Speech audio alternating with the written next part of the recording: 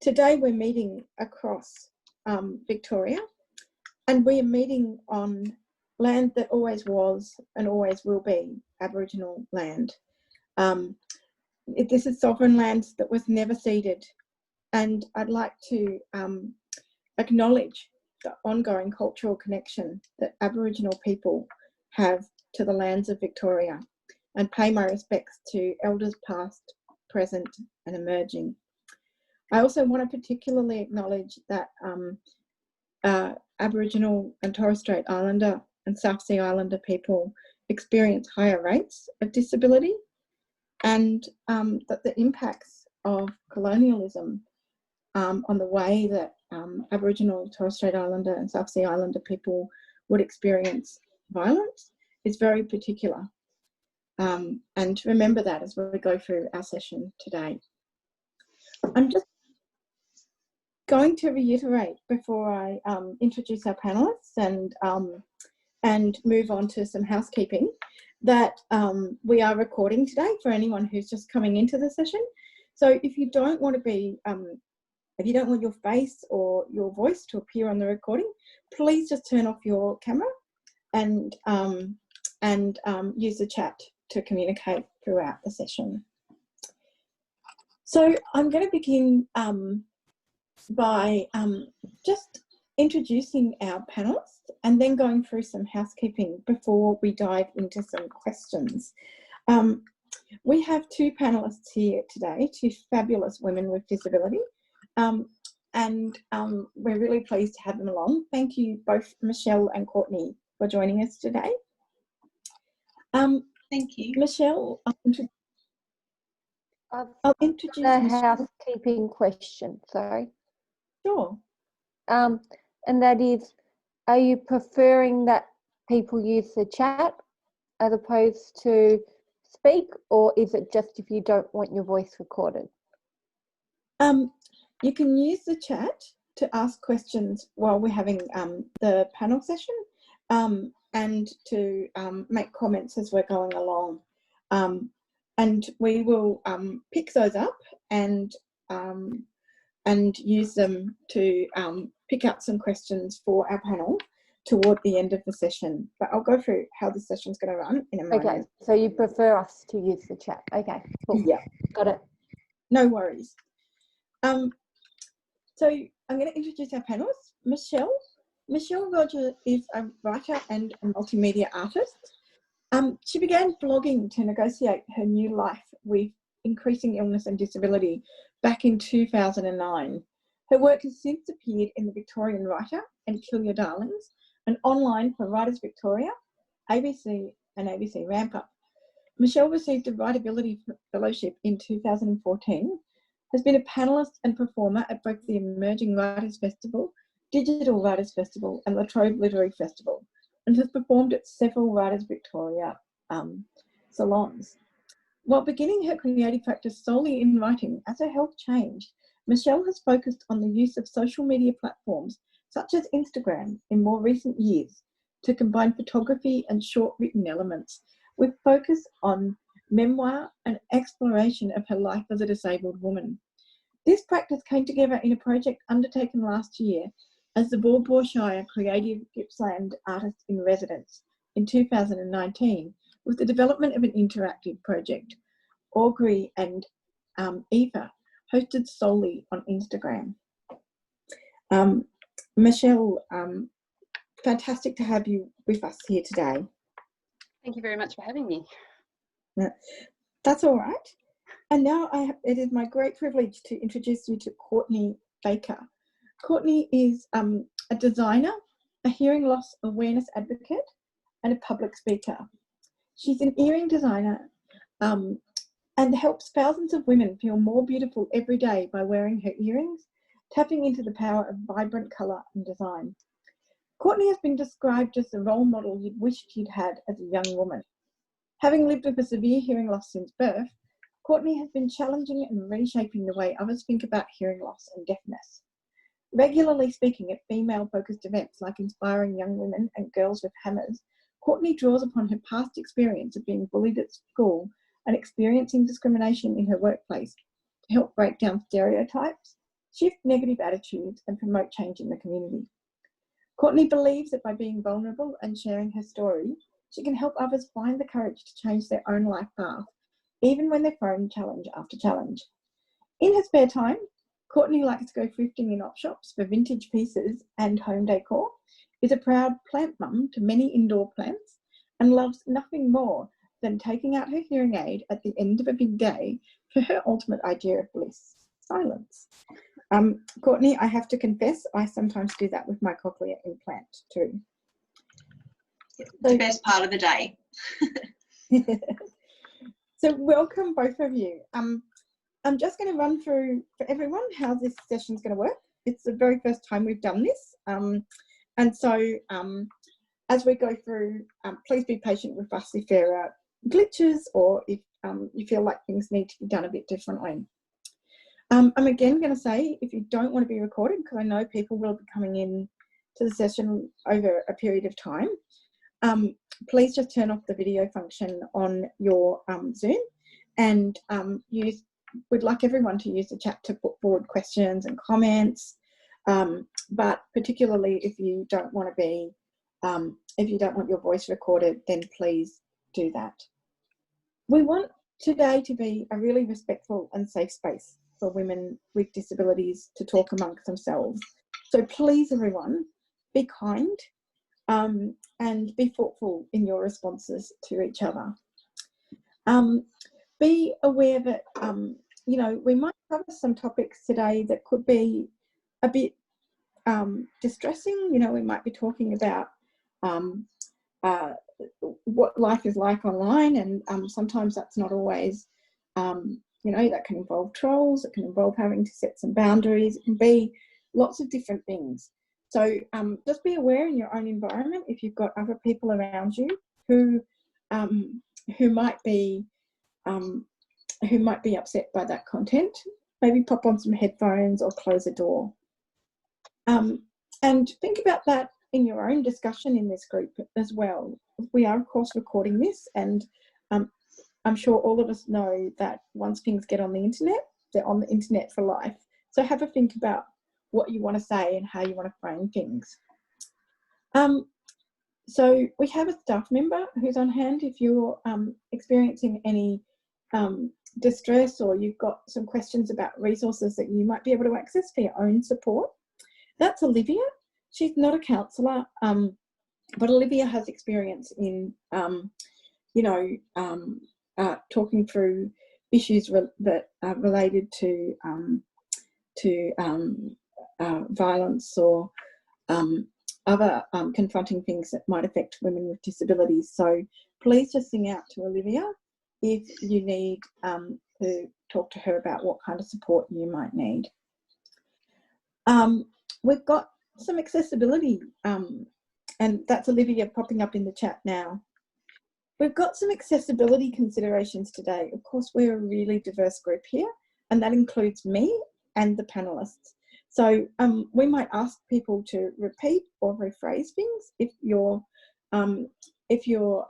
asking questions, because both Courtney and I have a hearing impairment. You might find that the panelists are in different positions or doing different things and have different things going on in the background. You know, if a panelist is tired, they might lie down. So we're just going to move through that conversation and really honour the fact that everyone works really differently. Today we'll run by having a couple of different forms. So we'll go through having a bit of a chat with Michelle and Courtney. I've got some questions for them about how they engage online. And as we're talking, you may think of questions or comments that you want to throw into the conversation. So we're going to talk for a little while, and then we'll open it up for further discussion. We'll have a bit of a 5-minute break between those two things, because we've all been on enough Zoom meetings now to know that a loo break is a rare thing, and a chance to stretch your legs is a very rare thing. And we want to make sure that you get that as well. So I'd like to also acknowledge that we have some of our board members here today. So they're just going to be in the background, but if they want to pop a note in the chat to say hello and let people know they're there, you're more than welcome to say hello to them throughout the course of the meeting as well.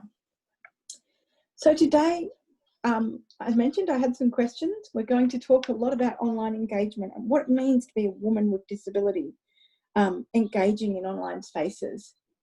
I'm going to start with you, Courtney, because you are actually on my screen at the moment, and ask you to tell me a little bit about the range of things that you do online. What do you do? What kind of platforms do you use, and how do you use them?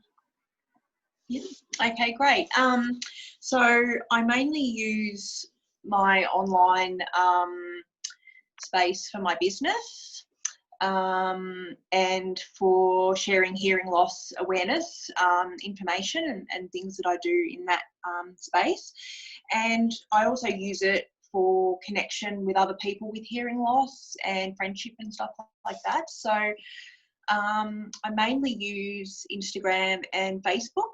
And I really love Instagram. I think Instagram's such a great community. Like, you just meet so many awesome people on Instagram, like Facebook as well, but Instagram more so. And yeah, so with my business, I sell my products on my website, but also obviously I do all my marketing and stuff like that on Instagram and Facebook. Yeah, and with my connections and friendships that I've made online, so I live in a small country town, so there's not a lot of people around here that I know who have hearing loss. I've never seen anybody around here use sign language. So for me to find people that I have, you know, my hearing loss in common with, or to find, you know, support in that area has always been pretty much impossible for me. So with the internet, you know, especially my business, because people obviously know that I'm hearing impaired, you know, I have a lot of amazing people reach out to me and connect and share their own experiences with their hearing loss. And yeah, it's been fantastic because I've made some really beautiful friendships with other people, and we, you know, we support each other and talk about the things that we go through, and it's been really amazing for that. Oh, that's fantastic, Courtney. And how long have you been running your business for? How long have you been using Facebook and Instagram for? So I've always used Facebook, probably since about 2010, I think. But then with my business, I've been doing it now for nearly 5 years. And I've been doing this for 3 years full time. So I quit my job after 2 years, and then, yeah, now I'm doing this full time. Yeah, so it's been a little while now. It's been great. That's fantastic. So we have one vote for Instagram as a preferred platform by the sounds of it. I'm going to ask Michelle to tell us a little bit about what she uses, and I'd love to hear whether you think the same thing about Instagram. Yes, I'm an Instagram lover. So I started, as you mentioned in my introduction, I started back in 2009 blogging, which feels like a lifetime ago now, and on just a free platform to blog, and then moved through things like Facebook and Twitter, and have ended up, sorry, I've got a growling dog. I've ended up on Instagram because that combination of the visual medium, the ability to connect, the different style of communities that I've found there. I think each of the different forms of social media have different communities that spring up around them. And there's something about the Instagram community that it just makes it, for me, it's a way of connecting with people with disabilities, with people without disabilities, people in artistic communities. It brings together a really wide range of people, far more than I actually thought would be there when I first started. I'll admit I was a bit of a skeptic at the start, and now I'm just totally hooked. Like it's where I do my art projects. It's where I share my photography, where I share my writing, lots and lots of photos of my animals, all of that. It's been a really great community. You're both making me want to lift my Instagram game now, which is a really challenging thing. If visual mediums are not the ones that you know, resonate with you, for me, it's a vision thing. I can't take photographs particularly well. Do you find that you see different kinds of people in those different communities? So Michelle, you just sort of said there was a broader variety of communities on Instagram. Do you think that, you know, you might see more women in that space or more disabled people in that space? I think over the years, just naturally, most of the people who I follow and who follow me tend to be women. It's just sort of turned out that way. So I don't know whether I'm an accurate subset of the whole platform itself, but it's just been something that I've gravitated to naturally. Sorry, I've forgotten the second part of the question. As have I. So I might move to Courtney. What about you? Have you found that, you know, has Instagram been better for meeting other people with hearing loss, or is it, do you feel more connected to women there, or is it just broadly a platform that you find resonates? I think with Instagram, I mean, the majority of my followers are women, and I have connected with more hearing impaired people on Instagram. I think for me, Instagram's been more of a space for connecting with people, but then Facebook, I have a lot more in-depth conversations with people, like my followers on there. So, and two, I think the older, like my older followers, they're mainly on Facebook, whereas, you know, like sort of the younger people and, you know, people my age and a little bit above, you know, they're on Instagram. So I think it's, yeah, you do get a different mix of people on either one. But I've definitely met more people with hearing loss and other disability on Instagram. So yeah, that's just been my experience with that. Okay, so that's interesting. Isn't it interesting that women tend to follow and talk to other women, but we talk amongst ourselves online. I wanted to ask both of you, so, you know, we're clearly having this meeting today over Zoom because circumstances have changed really, really drastically since COVID came along. Has the way that you work and interact online changed because of COVID? Michelle, I might switch and ask you this one first. Okay. For me, it's sort of, there's been changes and not changes. Even before COVID, I was mostly at home.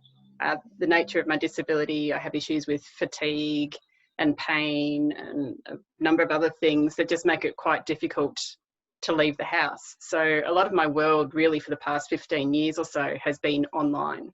So in a sense, a lot of my friendships and connections have always been online. So that's not as much of a change. The big thing I would say is even opportunities like this, the embracing of Zoom or the live streaming of musicals and art shows and all of those kind of things, I've found it's like a whole world that I could never get to, which I've really loved and appreciated and really hope it stays, because I think it's just opened up a whole other section of the world that I didn't have access to beforehand. And that, yeah, that for me, in a way, has opened sections of the world that weren't there for me prior. So I've sort of had a bit of a mixed bag with the COVID. Yeah, and I wonder, it must feel a bit like suddenly everyone else is discovering the accessibility that comes with being online, and you're like, yep, been there for a while. Yeah, it's quite strange.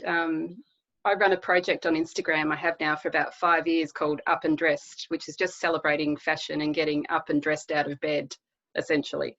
And now watching people who've come into lockdown, they're having lockdown fashion sessions, and there's all these hashtags that have popped up about lockdown looks, and it's all these things that I guess I've been part of through the chronic illness and disability communities. Everyone else is like, oh, this is bright, shiny, new, and it's like, it feels strange to see how excited they are about these things that have been existing for well over a decade now and enjoyed by people with chronic illness and disability, because we couldn't get out anywhere else.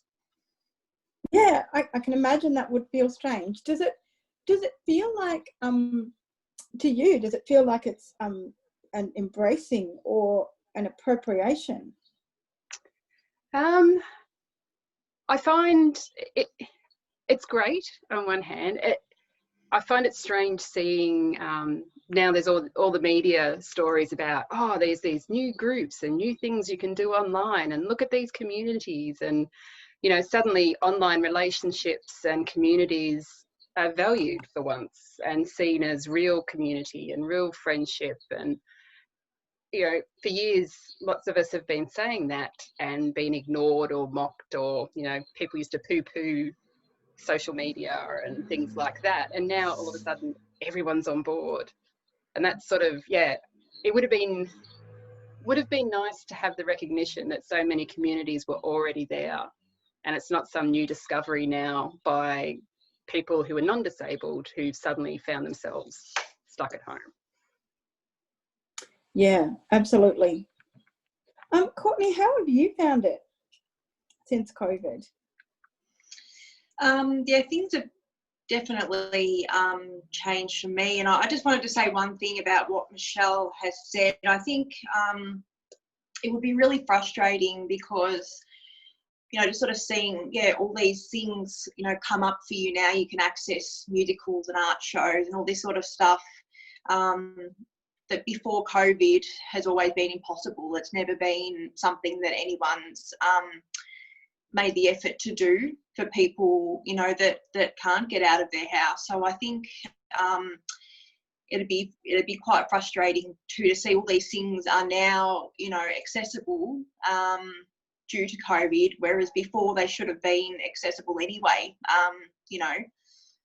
for, people who can't access everything. So, it must be really eye-opening for you to see all these changes since COVID with the online space, I would imagine. Very much. Yeah. So, so just going back to my experience since COVID, for me, my world's completely changed. I think since COVID, I've been really relying on the internet to find my information, because I find it really hard to watch the news or listen to the radio or do anything like that, because I just can't hear what's going on. So, I might hear maybe one word in every 10 spoken. So I'll hear something on the radio, there'll be a news flash and some disasters happened, and I'm stressed out thinking, oh, what's going on, is there something that I need to know now? Or so I'm relying a lot on written materials to find my information and to keep updated with what's happening. So so in that way it's really changed for me, and I think too, because we all know how much harder it is to communicate with people when they've got a face mask now. So for me, it's really stressful going out in public to communicate with people that have got a face mask on, or those the sneeze screens, they're really hard, to hear people because of reflections and, going over people's faces and you can't lip read. So for me, I've been, connecting with a lot more hearing impaired people online just to talk about those issues and to, you know, support each other and, you know, to find comfort knowing that other people are struggling with it as well, like, you know, that have hearing loss. So for me during COVID, those, you know, support networks and the conversations and what have you have been really important for me to help me get through this difficult time. Yeah, it sounds like it's been a good stress relief for you to be able to get information and connection. But I think you also hear and see people talking about how easy it is to overload on information online at the moment. Are you finding that you have to strike a bit of a balance? You do, and I think, you know, you've got to really find some reliable sources of information, like, you know, because so many news outlets are so, you know, hyped up and so everything's so dramatized and, you know, as we all know, everything's can be really blown out of proportion. So for me, I've really had to sift through and get recommendations of the best places to get my information and to just limit myself, you know, like once or twice a day, just getting that sort of news update and then just sort of leaving it alone. So I'm not, you know, overstimulated and overwhelmed by it all. Yeah, I think that's really critical, I think, for a lot of people, and I suppose it's one of the challenges that you might face generally engaging online, but that's quite COVID specific as well. Are there other challenges? What are the big challenges that you find when you jump online and you're engaging with people? You're asking me or Michelle? Yeah, you. Me. Sorry, Courtney, you. Yeah, that's okay. So just trying to think, like, if I'm engaging with people online or just content in general, I find, I mean, people are getting better, but I find the lack of subtitles on videos and things like that to be, you know, it makes it harder for me to access the information and to hear what people are saying. Another challenge would be like even Zoom sessions as well. Sometimes just before I have to, you know, have a Zoom meeting or whatever, I do get a bit of anxiety because I think, oh, I hope I don't, you know, miss anything, or I hope, you know, I don't miss a question or miss a crucial piece of information. So I think, yeah, these sorts of things can be a bit overwhelming. Like I'm, you know, I'm really happy to be here, and I'm, you know, I'm really, this is great. But yeah, just another, it's just another, you know, I guess when you've already got hearing loss as a communication barrier, when you sort of add all these extra layers onto it, it can be, yeah, it just makes it a bit more stressful. I don't know whether you find the same thing, Leah. Yeah, I do. And I think when you're relying on other technology to help you online, like you and I were talking just before the session started about streaming things through hearing aids or cochlear implants. If you do that in order to be able to hear, there's another step, isn't there, that can go wrong when you're setting things up, and that can be a challenge. Yeah, and never quite knowing whether you're going to have access to content is a real stress. So thank you for bearing with your anxiety to be with us today. Really appreciate it, and I certainly can feel it, and I'm sure others would as well. You know, communicating online has challenges for all of us. Michelle, how about you? What have been the general challenges that you've faced? I think to say getting back to what Courtney was just saying about the anxiety, I think that's quite huge in these kind of settings where you've got multiple people involved. I have problems with attention and concentration, and as you saw beforehand, I go completely blank at times. And when you're trying to participate in a panel or some discussion, it can be quite overwhelming. And I find as soon as the groups start to expand in size, I'm a bit all over the shop, and it's very hard and quite exhausting as well to concentrate. So that sort of adds to it all. In a more general sense, I think with social media, the world has become so tense at present. It was tense with the bushfires, and then we've had Black Lives Matter and COVID and everything like that. And that's reflected a lot in the commentary that's coming through on social media. So while there are some brilliant people out there, and I'm really glad of it, there are subsets in there where aggression and the tenseness and all of that is increasing more and more, I've found, on commentary or messages, trolling, a lot of, it used to be you could have a discussion with someone quite rationally, I suppose, or calmly. Now there's a lot more of a divide, and it could be political, it could be, you know, the whole things with masks at the moment, and you don't know what's going to set people off. So that can be quite a stressful aspect of it. So being able to set boundaries, to block, I block wildly these days, just for my mental health.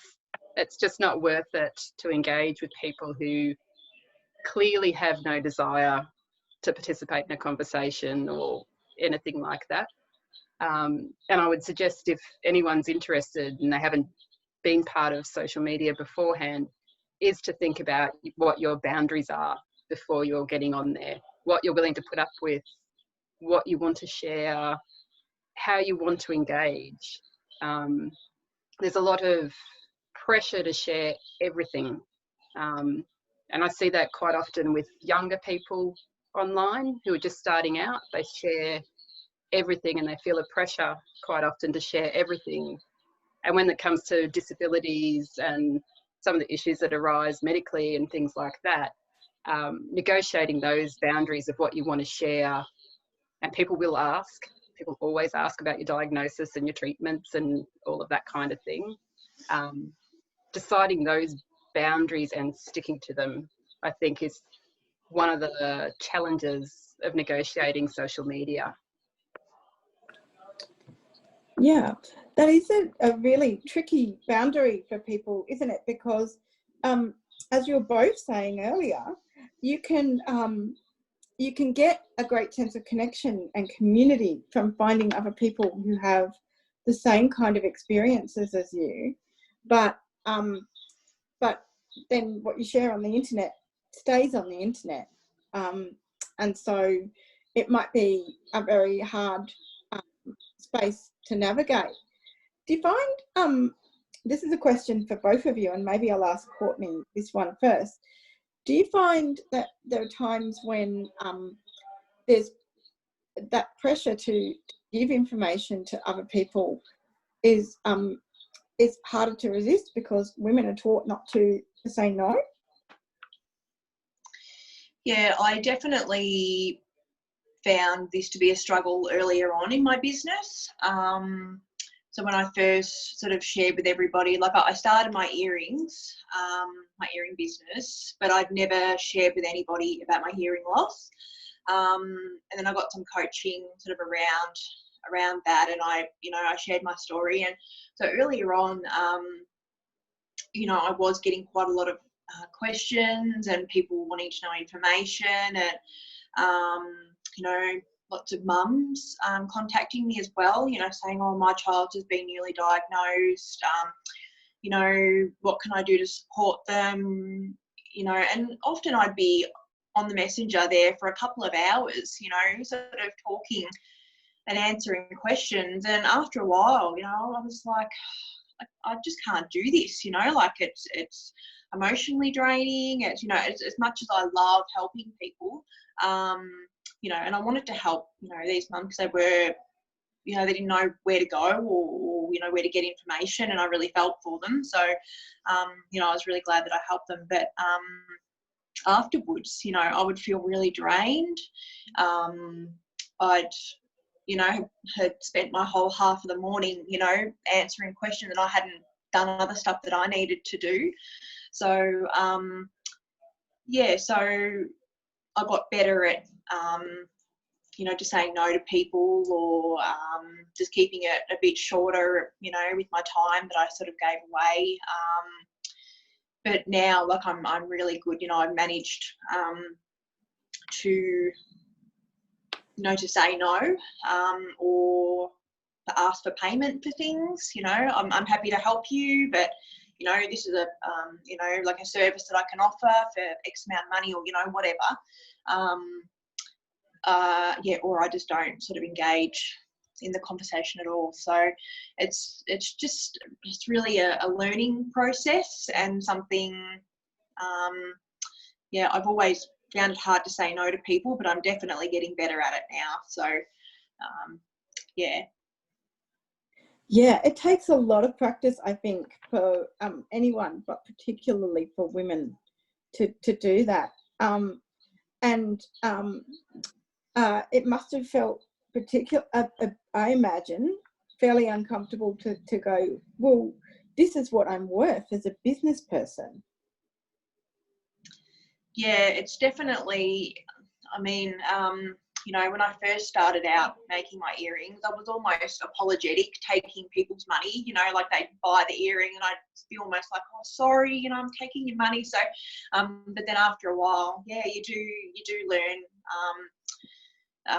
you know, the people are wanting to buy your things because they love it and because they think that you're worth it, and you know, they like what you do. And so yeah, it has been a real period of growth in my life, you know, yeah, seeing my worth, and charging for my time. Like, my time is valuable, and yeah, there's a lot that goes into, you know, giving information, and yeah, the emotional labour of that, and sharing your stories and stuff. So yeah, putting a price on that had been a bit challenging, but yeah, I definitely am getting better at working that out, and yeah, navigating that. Yeah, well done for you, because that's an amazing step to be able to take in understanding your own self-worth. Michelle, for you talked about you know, those boundaries, but you've come to be really, really comfortable with blocking people if you feel like your boundaries are being breached. Was that a bit of a journey for you? Did you find that hard to start with, and now you're just like block, block, block? Very hard at the start, very hard. As I said, I started blogging back in 2009, so it's been 11 years. Am I counting correctly? Yes, 11 years of doing it. And at the beginning, it was confronting at times when, you know, I mean, the reality was, when I started blogging, my disorder, there weren't a lot of resources out there. There was one international group online with about 100 people in it, trying to get information, trying to find out where to see a doctor or services or whatever was highly stressful enough for myself. But it was, as soon as people found my blog, then I was inundated with all those questions. And for a long time, I really struggled with that. And like Courtney was saying, you know, half my day would be gone answering questions for someone else who was in crisis or in trauma or whatever. Whereas now, slowly, it took me a very long time. I've got a list of resources that I can refer people to. I've got handouts I can send people. I've got other connections in the community that can give me support if I've had a troublesome interaction with someone.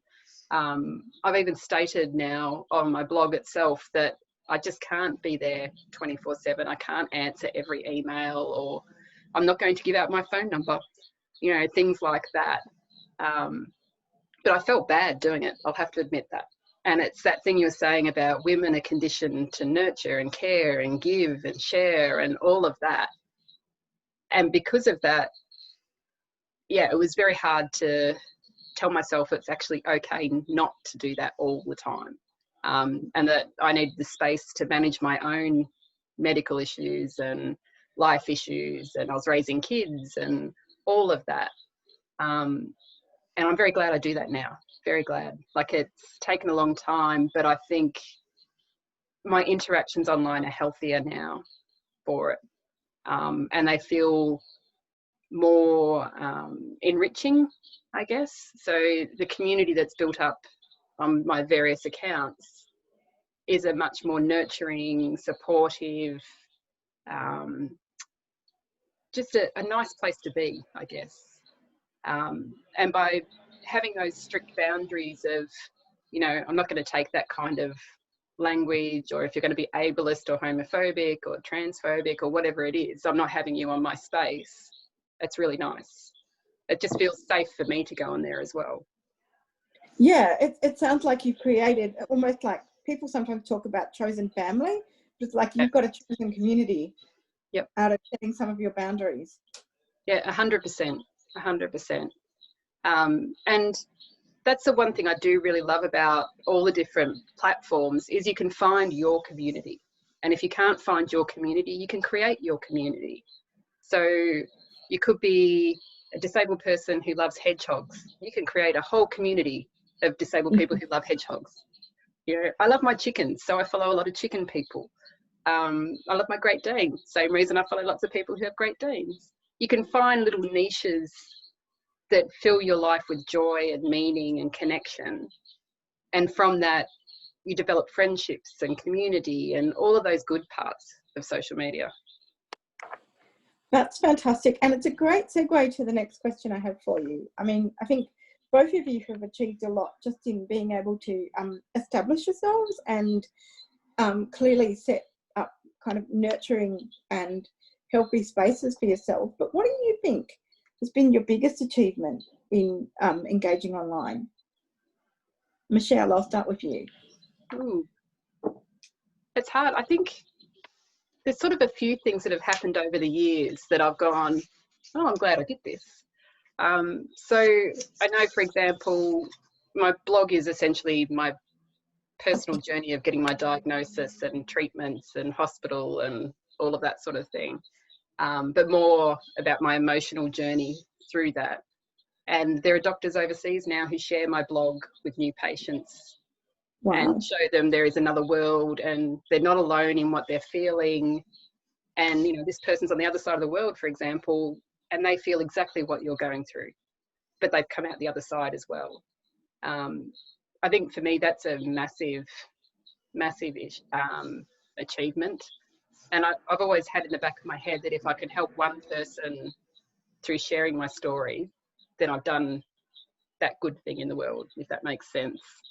And I think particularly for me, I've come to disability from a chronic illness background and negotiating a medical system that couldn't even fathom calling that disability, and the backlash against using aids and all of that kind of thing. Being able to share that and share how to work around the system and give that to other people to know that it's a possibility, and even just it's okay to take a photo of yourself in your wheelchair and you can share that to the world, and that's great, and there's nothing to be ashamed of that. I think that's really powerful, particularly for new people coming into the world of disability and chronic illness, to see these positive people who they don't shy away, like I don't shy away from the bad stuff either, but we're full people having all these different experiences, and we have lives, and we have lives like other people do, just slightly different, like everyone does. And I think that's a really powerful visual narrative to be sharing in a situation where, you know, the world sees disability and chronic illness as, you know, pitiful and sad and dreadful and shameful and all of that. And I get a lot of those messages where people say, I actually went out with my wheelchair today. And they did it instead of, you know, stumbling along with nothing and falling over and hurting themselves, because they finally found, if I could do it, they could do it, that sort of thing. And to me, that is, I guess, that's my personal check for the achievement of social media. There are other things, work-wise or art-wise or that I've done as well, but I think that aspect of it for me is the most rewarding. That's fabulous, and clearly that's taken a long time to build up, but it sounds like it doesn't get old when you get there. Yeah, it's sort of, when I think about how long I've been online and doing all of this, it's weird to think it's been so long, because now it feels a natural part of life. I can't imagine not having those connections. It would be incredibly isolating without the online world. Courtney, what about you? What's been the biggest achievement for you in being online? For me, apart from the success of my business, which has been amazing, I think for me, with sharing my stories about hearing loss, it's been a really healing thing for me, because up until probably 5 or 6 years ago, I think it's been 6 years, I'd never ever wore a hearing aid. I never spoke to anybody about my hearing loss. I rarely even told people that I was hearing impaired, unless they were a really close friend or a partner or whatever. So for me, there was a lot of shame attached to my hearing loss, just because of how much of a hard time I got about it at primary school. It was a really, really terrible time. So for me, this online space has helped me to share with everyone about my hearing loss.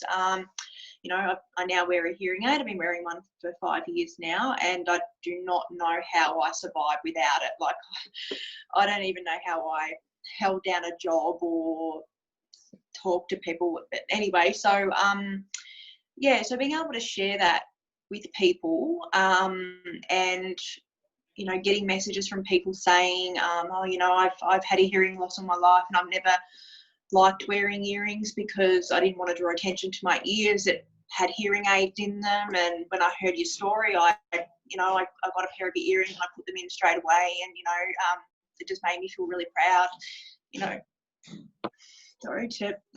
It really touches me because, you know, it's like, for some people, you know, there is a lot of shame around being hearing impaired, and there shouldn't be, you know.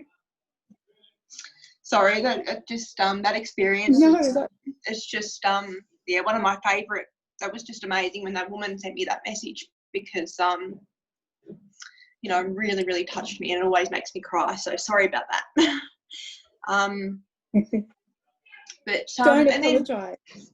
But then and I also get other amazing, you know, messages from people who have been the same as me, who have sort of denied their hearing loss and have finally, you know, gotten the courage to go and get a hearing aid. And it's made a massive difference to their life. And just from them reading my story has given them the courage to go, okay, I need help. I'll go and see an audiologist and I'll see what they can do to help me. And, you know, just knowing that I've just given some people just that little nudge that they needed to make that change in their life, I think they're just the best parts of my business and being online, you know, just making that difference, because I know how hard it is for so many people. So, they're the definite two highlights. Yeah, Courtney, don't apologise for crying when you tell that story, because I'm tearing up a little bit hearing it. So it's a very powerful story, and it's a very powerful thing, because I think what you're both saying is that coming to a place of being proud of yourself and accepting of yourself is a really long journey for a lot of people, and being online can be, and seeing visibly seeing other people walking that walk can be really, really powerful. Absolutely. And for me, I know, you know, especially in my younger years, and being in a small country town, I never had anybody like me to look up to. You know, I remember the first time I read Helen Keller's story. I think I was about 6 or 7, and I was in the library at school, and I was reading this story about this amazing woman who was deaf and you know, blind, and I was like, wow, you know, and that was the first sort of role model or person that I could sort of look up to feel like I could achieve as well. You know, so yeah, I think, you know, having those role models and being represented every day is just so important for people with disability, and yeah, it's really a very powerful thing. Yeah, it is. It really, really is. Thank you for sharing, both of you, such intimate stories about what your achievements have been, because there is something, you know, Michelle, I think you said earlier that sometimes people think of as the online world as not being kind of real, and you're demonstrating really well that it is. It has a real impact on people's lives day to day. Yeah, most definitely. And I think it has for me as well. So early on, like I've been sick since I was a child, and then in my 30s, my genetics kicked in the full way. And it felt so lonely and isolated in the beginning and lost, and there was no one there.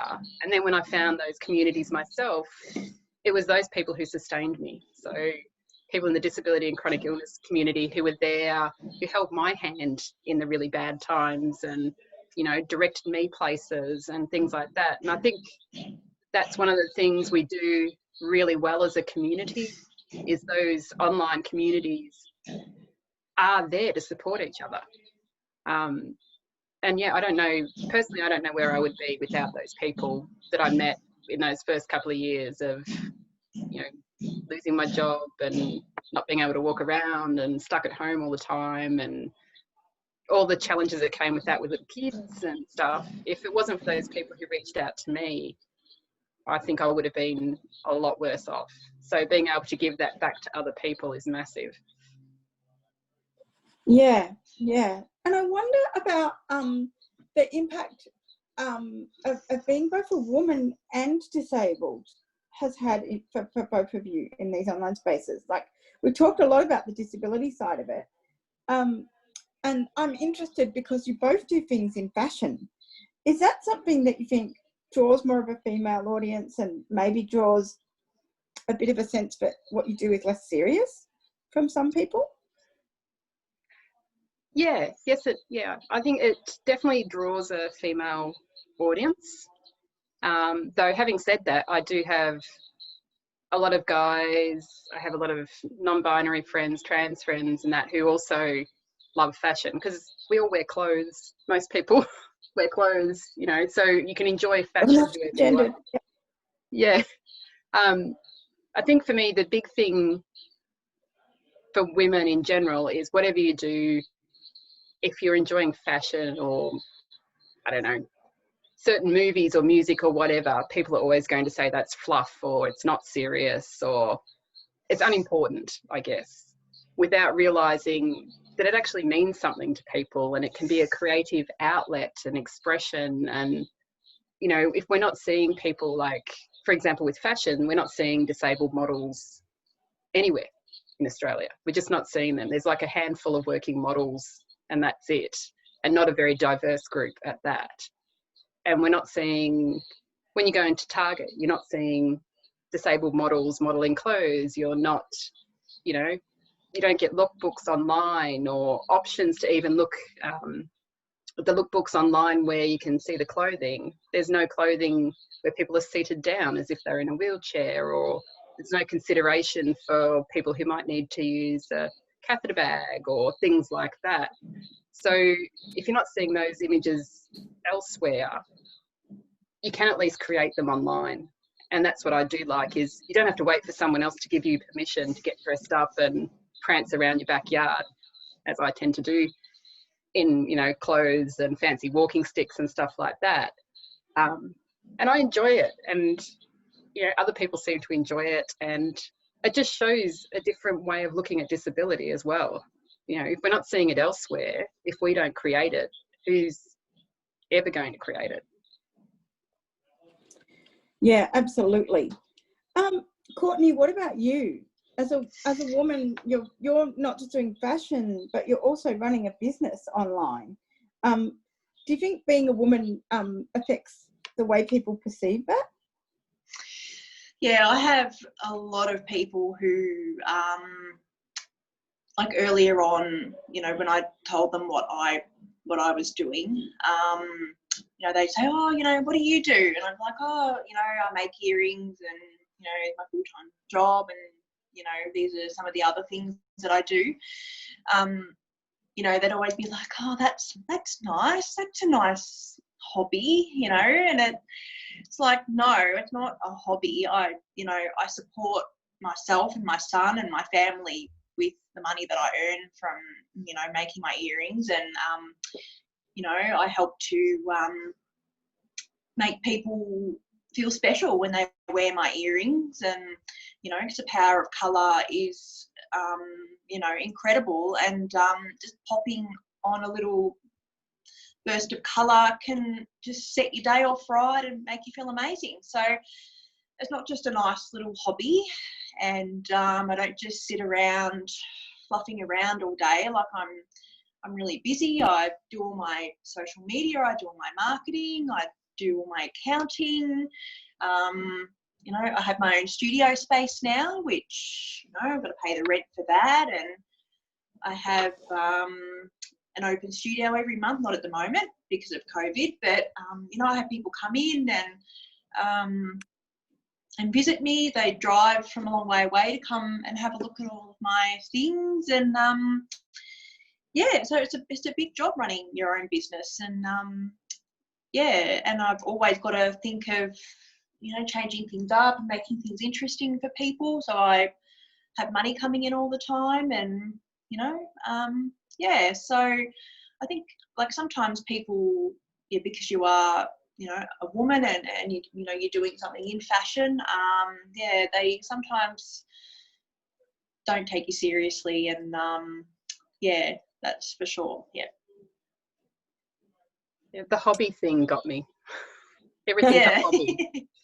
It's like, no, it's not a hobby. Yeah, that's right. Yeah. Yeah. Yeah, there must be times when you feel like saying to people, well, you come over here and try my hobby. Yeah, that's right. Well, we're going to take a break for 5 minutes now, I think, because we're just about at 5:30. And when we come back, I think we will get some questions from the floor. Nick, who is our amazing member engagement whiz, has been keeping track of the questions, so she'll be reading some out for us as we go along after this break. So 5 minutes, come back at sort of 5:35, everyone, and we will see you for the last part. But thank you so far for a fabulous conversation. Thank you. Thank you.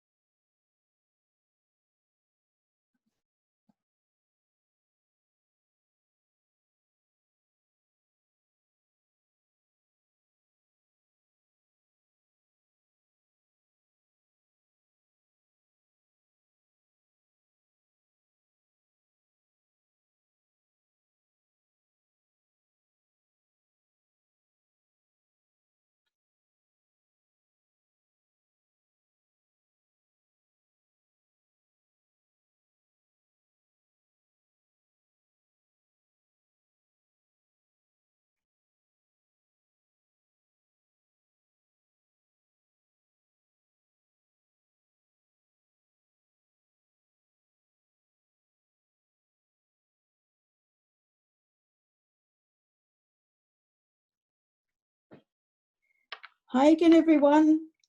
We might just get started. So what we're going to do is that I will still be moderating, but we're going to get Nick to read out questions in a moment from the floor that have come in, and then I'll jump back in to moderate if we have any, if we're going to have some discussion about them. Nick's also just going to flag that at the end of the session today, we will have an evaluation survey for you. We'll pop that link into the group chat, and at the very end of the discussion today, be great if you can go and fill that out for us, because this is the very first one of these we've done. We are so keen to hear what you think and to find out if there are things we could do differently next time, because we will do more of these. So I'm just going to just check. I can see I've got Courtney. Michelle, are you back? Yes, I'm back as well. Awesome. All right, Nick, if you can fire away with the first question, that would be fantastic. Okay. We have a question for Courtney. Is it that Facebook allows for private message chat that's the main difference between Facebook and Instagram?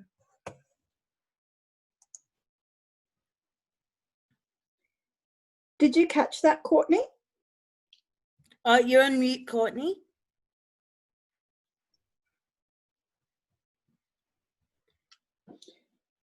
Courtney, you're on mute.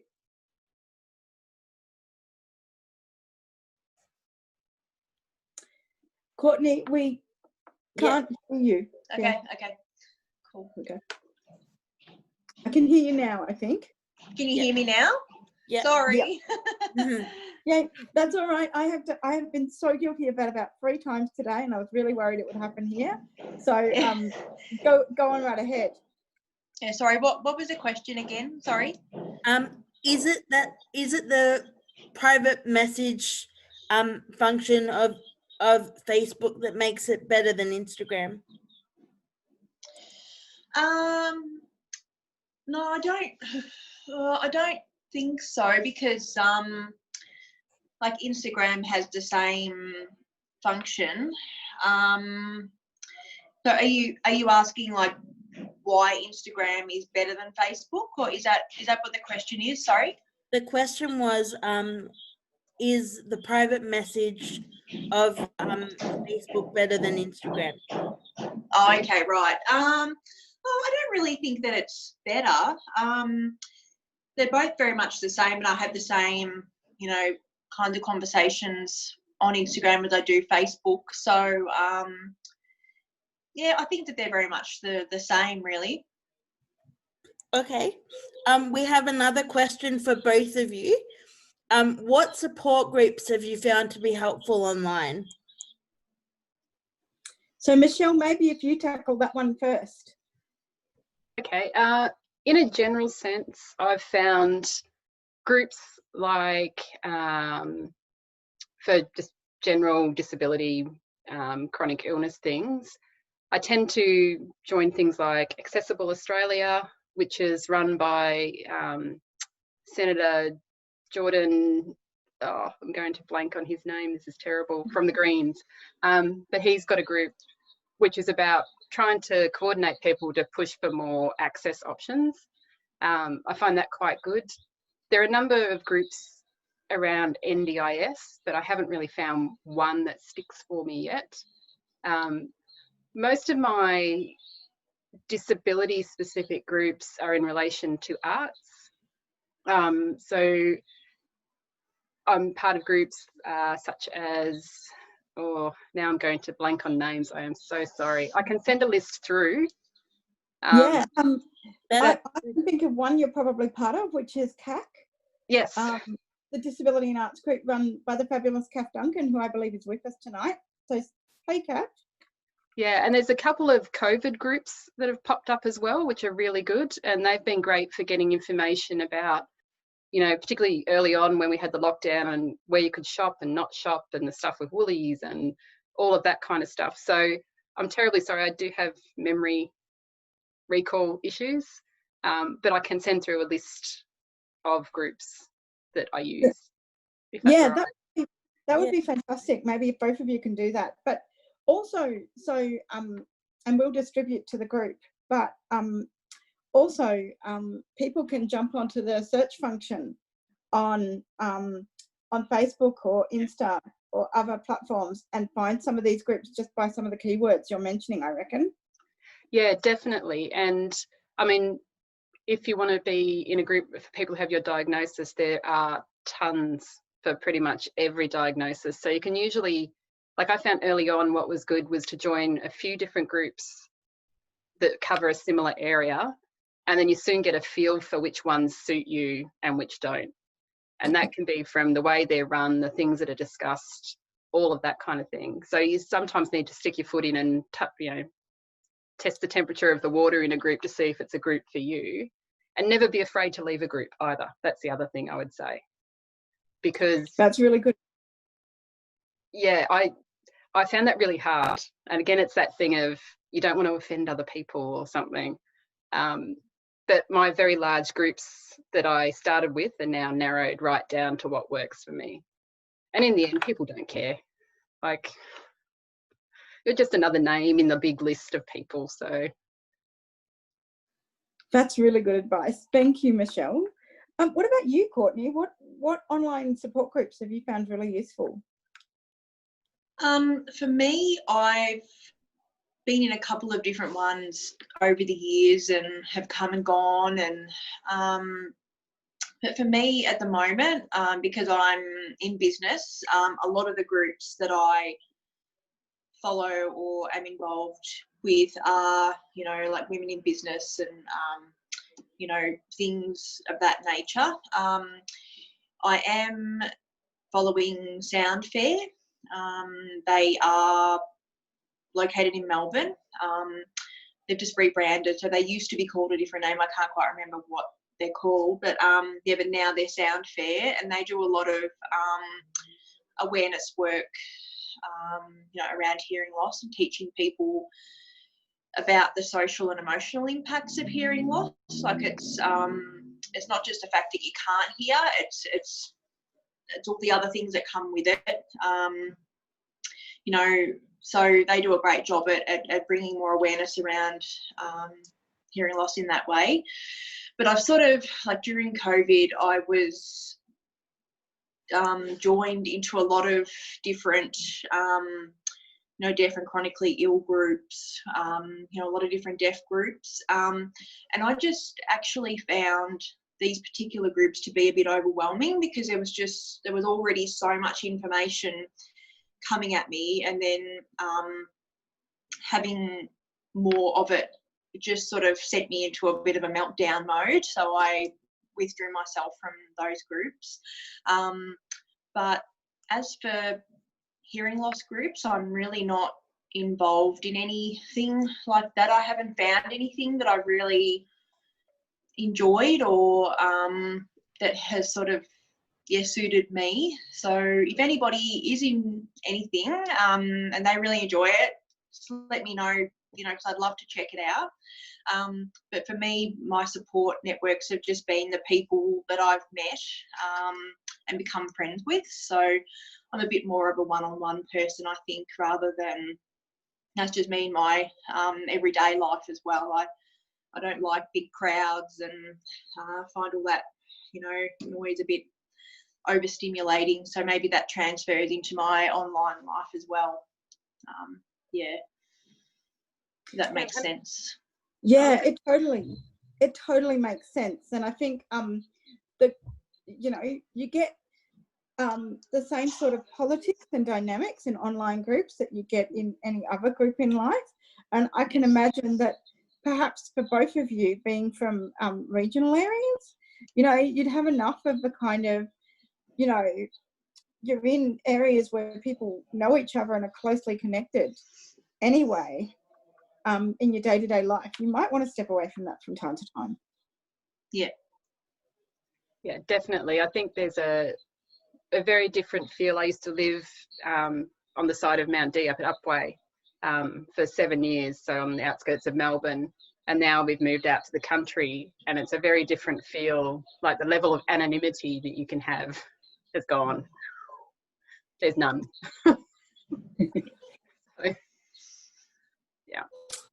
I can totally imagine that would be the case.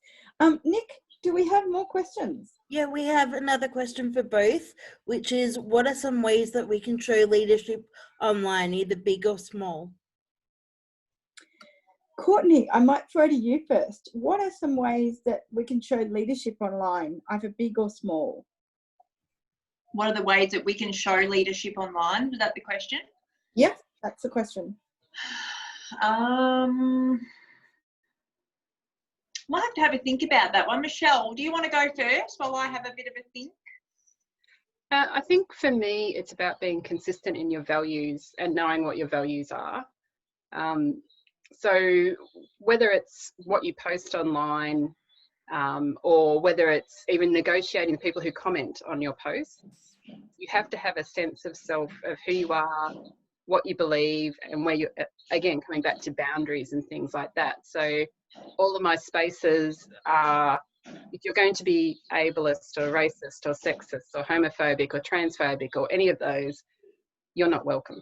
And that's my thing. I want people to come and be welcomed and feel safe and be able to engage safely, because it's not just that I get comments directed at me at times, but when people write, you know, a response to a photo or a post or something, sometimes they get jumped on as well. And it's really important to say no, like that's just not going to happen, and be really consistent about that. Again, that's something that took me time to get there. But even just the way, you know, the way you conduct yourself online should be how you conduct yourself in the real world. You know, there's no difference. Your character is out there for people to see. As you've said at the start, Leah, you know, what's on the internet is there forever. You know, so showing, you know, there are better ways of moving through the world than others, and deciding what your path is and really sticking to it and holding fast, particularly when things are, you know, things are heated at the moment in social media. So it's really important to find those safe spaces. Absolutely. Courtney. Yep. Because I've had a bit of time to think. Yeah, so I think for me, you know, over the years when, you know, like the whole thing that set this journey off for me was when I was working in a school, and my office space changed, and it went from just being an office space of 2 people to 8 people. And open plan offices are a nightmare. Like, I don't know who invented them, but it was a very bad idea. So I just couldn't hear anything, and I was the main receptionist for the department. So I went to HR to say, look, you know, this space isn't working for me. I can't do my job properly. And my boss at the time wasn't accommodating at all with my needs. So she would never look at me when she was talking to me, despite me telling her several times, like every day, can you please look at me when you're talking to me? And, you know, a whole list of things. Anyway, so I went to HR for help, and I said, you know, I would really like to run some training sessions on communication, just some communication skills, just so everyone could be a bit more aware of talking to people with hearing loss, because we had quite a few staff members who had hearing loss as well. And he wouldn't let me do that. He wanted to get somebody from outside in to do that workshop. And, you know, and it was just really disheartening because, you know, like I'm the expert in my disability. You know, I don't have to have a qualification to share this information with people and to educate people and all that kind of thing. So, and I left that job, and it was really terrible, but it set me on this journey. So I'm very grateful for the experience. But I think when you're in leadership in this kind of space, it's just really important to remember that you don't need a qualification. You don't need to be a trained doctor. You don't need to be an audiologist to teach people and to share information, because you're the one who's living it every day. Like, they might have the medical knowledge, but you know, you've got the lived experience, and you're more than qualified, you know, to do that job and to you know, to teach people and whatever. So it's just really having that self-belief and yeah, and know, like, just to keep remembering that you are worthy of holding that space, and to do those things, I think is really important when it comes to to leadership, you know, in this area.